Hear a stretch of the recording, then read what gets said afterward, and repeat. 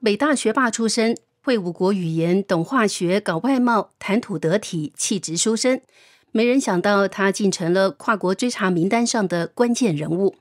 这不是电影，这是真实发生在2025年的一场跨国围捕。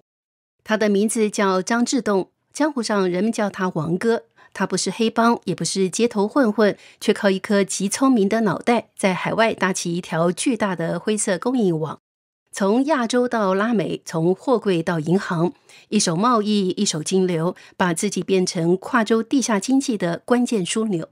更离谱的是，他原本在墨西哥被居家看管，却亲手挖地道逃到古巴，还拿假证件试图转往俄罗斯。结果呢，3个国家全拒绝庇护。古巴情报人员在咖啡馆外将他拘捕，当夜立刻交回美方。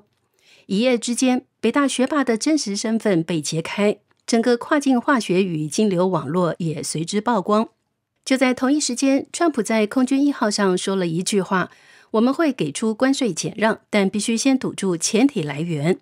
一句话掀开了全球新一轮的禁流行动。这场战不在南海，也不在战场，而是在实验室、货柜场和暗网的角落里悄悄进行。张志栋1987年北京出生，毕业于北京大学西班牙语系。毕业以后，他在有拉美业务的公司做外贸，本是政经路线。2015年前后，一次偶然的结识，让他搭上墨西哥西纳罗亚贩毒集团的一名中层头目。对方开出了一份听起来体面、薪资更体面的职位——物流管理。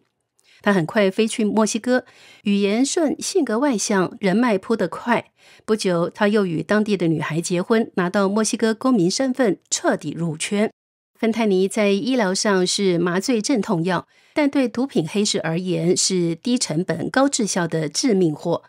张志栋不只会采购潜体化学品，还会搭建流程，直接给墨西哥实验室手把手做培训。他因此被戏称是来自中国的绝命毒师。美国当局指出，至少从2016年开始，张志栋以王哥、哈哈先生、T 先生，甚至还有人叫他纳尔逊·拉德曼等20多个化名在江湖行走。他利用在亚洲的人脉，从多地采购合成毒品的潜体化学品，打通缅甸、孟加拉，形成亚洲港口、墨西哥港口的海运线。再通过中美洲、南美洲和欧洲的转运点，促成毒品的生产和配置运输，最后将毒品从墨西哥卖到洛杉矶和亚特兰大，再分销至全美。王哥不是只有一张会谈判的嘴，他还搭了条资金洗白流水线。空壳公司举证，海外注册约150家空壳公司，对叙利亚、巴拿马、瑞士等地的离岸和私人银行熟门熟路，多国账户，掌握了170多个银行账户做迂回转账。假贸易真资金，用贸易单据虚构营收，让黑钱披合法外衣。落袋为安，仅2020到2021年2年间，就完成了至少2000万美元的洗钱。香港01报道，据墨西哥当局透露，执法部门评估，他操盘的网络年流水可达1.5亿美元，涉及的毒品量级，芬太尼约1.8吨，可卡因约1吨，冰毒约600公斤。2018年后，他还玩过更隐蔽的招，把货塞进冷冻海鲜集装箱夹层，由墨西哥港口运往洛杉矶，再分销到亚特兰大、芝加哥、纽约等地。2024年10月，墨西哥多州的联合缉毒行动先在外围撕开口子，华裔助理李瑞鹏被捕。这位长期帮王哥打理采购、对接化学潜体、港口仓储节点的关键帮手，在审讯中交代了多个联络代号与收发节点。办案人员顺藤摸瓜，锁定王哥日常出入的几处房产与会客场所。很快，王哥在墨西哥城落网。一惯例，引渡到美国流程应该启动并走程序，但戏剧性在此发生了偏转。一名法官在深夜开庭以后，批准其改为居家羁押。舆论哗然，这名被美墨两国盯了多年的跨国要犯，不再在最高戒备设施里被看管，而是被交付到了一处豪宅，由国家卫队外围值守。本人脚踝佩戴电子定位器，连墨西哥总统都公开表达不满，质疑此决定毫无依据。转折埋下，时间来到了2025年7月，王哥在豪宅地下选择了最原始也最拉美的越狱方式——挖地道。内部人员先以装修维修为名，将部分墙体与地板做宁静施工，最终在与相邻房屋的墙体交界处打通。待路线确认以后，王哥把电子脚环脱掉，穿墙进入被事先打点租好的邻居房屋换装，有车接应。他离城以后换乘到早已待命的小型私人飞机，起飞地点远离商用航站楼，省去了正规边检，几个小时以后飞抵古巴。在哈瓦那，王哥以伪造的葡萄牙护照以门德斯化名活动。他自以为挑了相对安全的跳板，一来古巴与墨西哥有司法合作，但与美国关系复杂；二来可以伺机转往俄罗斯。他的盘算是，如果能够入境俄罗斯，至少能拖延美墨的司法压力。然而这一步失手，俄方边检发现证件可疑，拒绝他入境，他不得不原机返回古巴。这一来一回，让他的行踪暴露在更大范围的监控视野中。10月22号，在哈瓦那一间街角咖啡馆外，古巴情报界与警方在近距离目标识别后，发起短促而干净的拘捕。现场信息简洁，休闲衬衫、黑框眼镜，护照名门德斯，随身有多部加密手机与少量现金。被带离前，王哥仍尝试以旅游短居解释身份，但几分钟内即被指纹与面相比对确认了真身。接下来的数小时内，古巴方面完成了初步讯问与材料交接，这一步既是程序也是姿态，迅速把这位高风险要犯移交墨西哥。墨方在机场完成接收以后，几乎不落地，选择第一时间转交美国。一连串快转移交是对先前居家羁押、地道越狱失分的补课，政治上止血，司法上甩锅风险，外交上回应压力。那么至此，王哥从校园兼职到跨国毒网枢纽的人生，进入了美国联邦司法的节奏，多州多案并行，洗钱加毒品走私的重罪叠加。如果罪名成立，他将面临终身监禁的指控。那么关键问题，为什么跟中共关系交好的墨西哥、古巴、俄罗斯都没保王哥？这是很多人好奇的点，答案不止一个。一，墨西哥颜面扫地后的急于止血。王哥居家软禁、挖洞越狱，让墨西哥政府在对美缉毒合作与国内司法公信力上双重尴尬。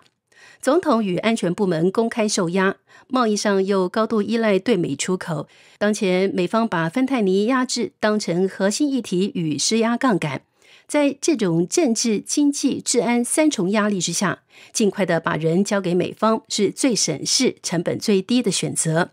二，古巴强硬外衣下的务实盘算。古巴与美国关系复杂，但毒品议题高度敏感，且哈瓦那常年希望在有限领域展现可合作姿态，换取局部制裁缓和与外交回旋。王哥是跨国供应链枢纽，情报价值高，政治风险更高。古巴快速抓捕，迅速移交墨西哥，再到美国，等于既交了作业，又不与美国正面冲突。三，俄罗斯边境控制加低性价比的政治风险。王哥持假证件尝试入境，边检有足够理由拒绝。他虽握有跨国犯罪网资讯，但对俄方而言，收留一名被美墨国际通缉的要犯，政治风险大于情报收益。更何况他并非俄方急需的杠杆，最务实的处置就是原机遣返。那么总结一句，三国的共同点是在芬太尼被定义为国安级风险与美国强力施压的大背景下，为一个高风险外籍要犯硬扛不划算。10月31号，美国总统川普在搭乘总统专机空军1号途中向媒体表示，我们把芬太尼关税先减了 10%， 但他们得把前提给我堵住。这句话外界怎么解读不重要，重要的是它像一枚铃铛，提醒各方交易不是结束，而是倒计时的开始。在这个倒计时里，靠山不够硬的王哥很难再被谁护送到安全地带。但美国人已经越来越看清楚中共的嘴脸。美国国会中国问题特别委员会就表示说，中共相关的犯罪团伙已成为了全球洗钱的黑基地。王哥案估计后续还会爆出更多的黑幕。如今川普的政策是三管齐下：一、军事铁拳。近几个月来，美军在加勒比海与东太平洋连续打掉近10艘可疑运毒船，做法从拦截羁押升级到直接摧毁。讯号像话外之音，把毒枭当恐怖组织打，因此南美各国的毒枭们也学乖了，从海路开始转战陆路，用军用机场和隐秘跑道运毒。10月31号，美国佛州最有名的迈阿密先驱报登了一条爆炸性的消息，川普政府已经锁定了委内瑞拉境内的多个军事目标，准备用精准导弹和无人机轰炸。川普政府的下一步就是要斩断毒品集团在内陆的指挥链。如今围在委内瑞拉附近的美军海空军数量完全是可以打一场像1989年抓捕巴拿马总统诺列加行动的 2.0 版。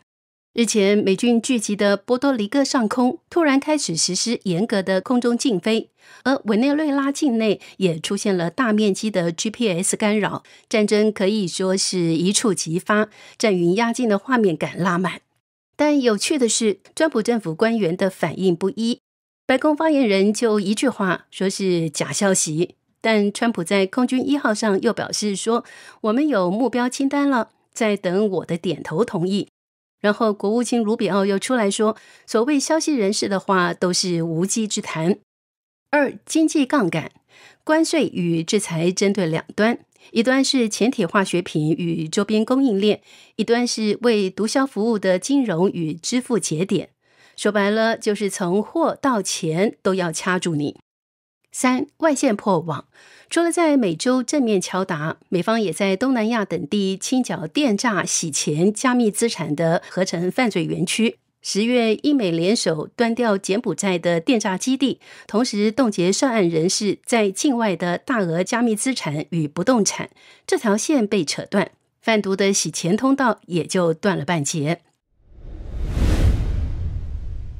张志东的故事像一部现代魔幻现实剧，从北大讲堂到墨西哥毒窟，从豪宅地道到联邦法庭，折射的是天才被黑金吞噬的宿命，也是一场关于国际政治、经济与毒品战的交错博弈。当美国把芬太尼问题提升为国安级别，对中共化学出口展开全面清算，王哥的供词或许只是序章，更大的风暴还在路上。这里是大时局，感谢您的陪伴与思考，请订阅、分享并打开小铃铛，一起在动荡中坚守真相，在黑暗中点燃希望。